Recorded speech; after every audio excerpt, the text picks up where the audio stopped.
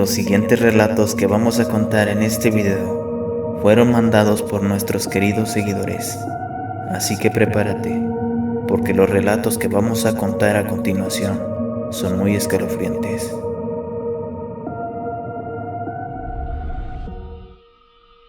Quiero compartir una experiencia inquietante que me sucedió recientemente. Todo comenzó cuando me mudé a la casa de mi pareja, con quien llevaba más de un año de relación. Su perro, Toby, parecía tener un comportamiento extraño desde el principio. La primera vez que lo conocí, intentó sonreírme de una manera que me pareció perturbadora y humana. Mi pareja me dijo que era normal, pero yo no estaba convencida. A medida que pasaba más tiempo en la casa, noté que Toby me miraba de manera extraña, como si supiera algo que yo no sabía. Un día, mi pareja tuvo que trabajar hasta tarde y yo me quedé sola con Toby. Para evitar encontrarme con él, me encerré en nuestra habitación y me puse a ver una película. De repente, la manija de la puerta comenzó a abrirse lentamente. Me asusté y corrí a cerrarla, y vi que era Toby quien estaba intentando abrirla. Me di cuenta de que el perro sabía abrir puertas, lo que me aterró. Llamé a mi pareja y le conté lo que había pasado. Me dijo que probablemente Toby tenía hambre y me dio instrucciones para alimentarlo. Fui a la cocina y le serví su comida, pero cuando lo llamé, no apareció. De repente, escuché su jadeo y me fijé en la cocina. Lo que vi me heló la sangre. Toby estaba sentado en la mesa, comiendo con sus patas delanteras como si fuera una persona. Me regresé a la habitación y no salí hasta que llegó mi pareja. Le conté todo lo que había visto y él se mostró comprensivo. Me dijo que Toby era un buen perro, pero que a veces tenía comportamientos extraños. Decidimos que lo mejor sería que Toby se fuera a vivir con el primo de mi pareja, y según él, el perro sigue comportándose de manera extraña, especialmente en las noches.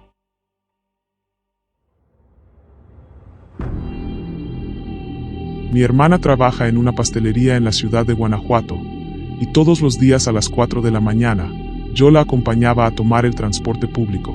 Sin embargo, un día me sentí enfermo y no pude acompañarla. Ella se fue sola, y al regresar del trabajo, nos contó una historia que nos dejó helados. Según ella, mientras caminaba hacia el transporte público en la oscuridad del amanecer, vio a alguien dentro del panteón. Al principio, pensó que era una persona normal, pero luego vio que era una señora mayor, encorvada y con cabello cano, que salió del fondo del panteón con 2 bolsas de basura. Lo que llamó la atención de mi hermana fue que la señora parecía estar haciendo su trabajo con una tranquilidad inquietante. Pero lo que realmente la aterró fue cuando la señora se dirigió hacia la calle principal y fue atacada por varios perros que salieron de una casa. Sin embargo, la señora no se inmutó y siguió caminando como si nada hubiera pasado. Cuando volteó y miró a mi hermana, le hizo un gesto macabro y un sonido que la dejó paralizada. Lo que más la asustó fue que después de que la señora se fue, los perros que la habían atacado estaban escondidos debajo de los carros, llorando de miedo. Mi hermana no podía entender qué había visto, y nosotros tampoco. ¿Qué podría ser esa señora? ¿Una bruja? ¿Un espíritu? La historia de mi hermana nos dejó con más preguntas que respuestas.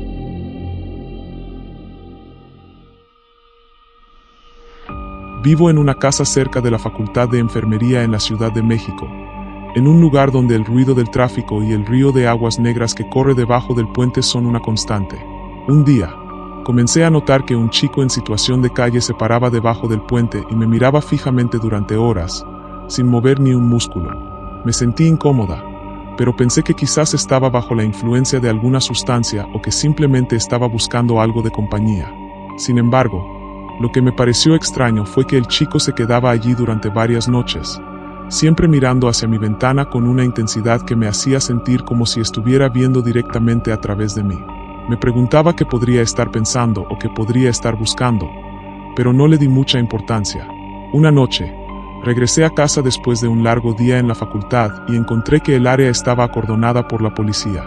Resultó que habían encontrado el cuerpo de un chico debajo del puente, y había fallecido hace más de 15 días.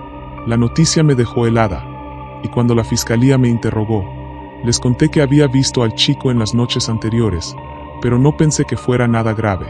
Lo que me pareció aterrador fue que el policía me dijo que el chico había estado muerto durante todo el tiempo que lo vi. Me pregunto si el chico estaba tratando de llamar mi atención para que alguien lo encontrara, o si simplemente era una coincidencia macabra. La idea de que un espíritu o una presencia sobrenatural estuviera rondando mi casa me hizo sentir un escalofrío en la espalda. Nunca olvidaré la sensación de que algo no estaba bien, y me pregunto si alguna vez podré sacudirme la sensación de que algo me está vigilando desde las sombras. Déjenme contarles una historia que ha quedado grabada en mi memoria, una de esas que se cuentan al calor de la familia, con la voz temblorosa y los ojos abiertos de par en par. Esta es la historia de un guajolote que, aparentemente inofensivo, se convirtió en la pesadilla de mi tía y sus hijas en un pequeño pueblito a las afueras de Zamora, Michoacán. Todo comenzó una tarde tranquila, cuando mi prima salió a jugar al patio. Desde entonces, algo extraño empezó a ocurrir.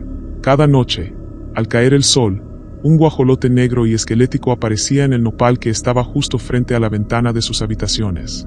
Al principio, pensaron que era solo un ave buscando comida, pero pronto, lo que parecía ser un simple animal comenzó a convertirse en un espectro que acechaba su paz. El guajolote no solo estaba allí para buscar granos o insectos, tenía un modo peculiar de llamar la atención. Picoteaba las piedras del suelo, lanzando pequeños proyectiles contra la ventana con una determinación inquietante. Mis primas se miraban entre sí, con el miedo palpable en sus miradas. La risa infantil se transformó en temores nocturnos, y comenzaron a dormir juntas, con una linterna encendida, convencidas de que aquella ave tenía una intentona maligna.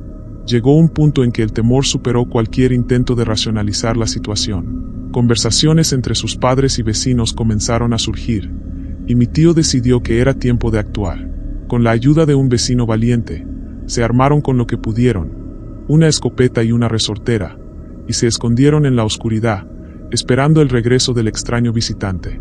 La luna iluminaba el desierto que se extendía ante ellos, y el silencio era tan denso que se podía escuchar el latido de su corazón. Esa noche, el guajolote llegó puntual a su cita.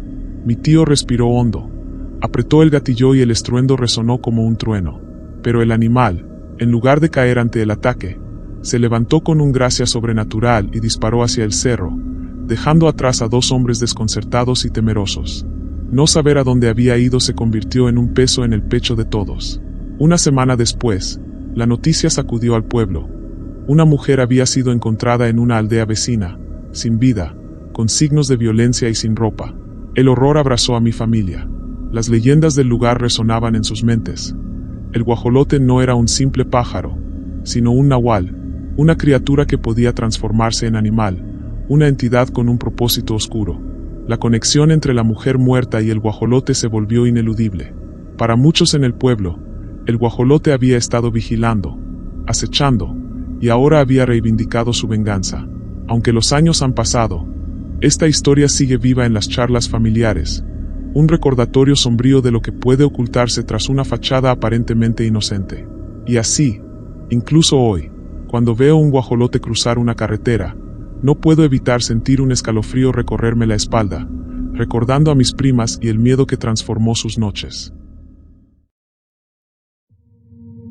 Vivo en un estado de Chiapas y hace 17 años, cuando era un adolescente, tuve una experiencia aterradora. Después de una discusión con mis padres, salí de la casa y me fui a caminar a una montaña cercana con mi perro Toby, un pastor alemán. La oscuridad comenzaba a caer y, de repente, Toby se puso nervioso y empezó a mostrar signos de incomodidad. Entonces, escuché un llanto de niño que parecía venir de alguna parte del cerro. El llanto era tan triste y desesperado que me dejó helado. Toby se puso en modo alerta y empezó a ladrar suavemente, como si hubiera percibido algo anormal. Seguí avanzando para ver qué era lo que estaba sucediendo, pero cuando llegué al punto donde parecía venir el llanto, todo se quedó en silencio. De repente, escuché otro ruido y vi a un cerdo caminando en dos patas como una persona.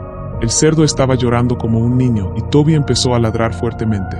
Me quedé paralizado del miedo y no podía moverme. Cuando finalmente reaccioné, empecé a correr y no paré hasta llegar a mi casa. Mis padres me vieron muy asustado y les conté lo que había sucedido. A partir de ese día, Toby cambió. Se volvió triste y dejó de ladrar. Un mes después, lo encontramos muerto en su casita. No sé si el susto lo afectó de alguna manera o si me defendió de algo más allá de lo físico. Esa experiencia me dejó marcado y nunca olvidaré el miedo que sentí aquella noche. Hemos llegado al final del video. Si el video te gustó, regálame un like y suscríbete al canal para más relatos escalofriantes. Si quieres mandarme tu relato, hazlo al siguiente correo que aparece en pantalla. Estaremos pendientes. Sin más que decir, me despido. Yo soy Abismo y nos escuchamos en un próximo video.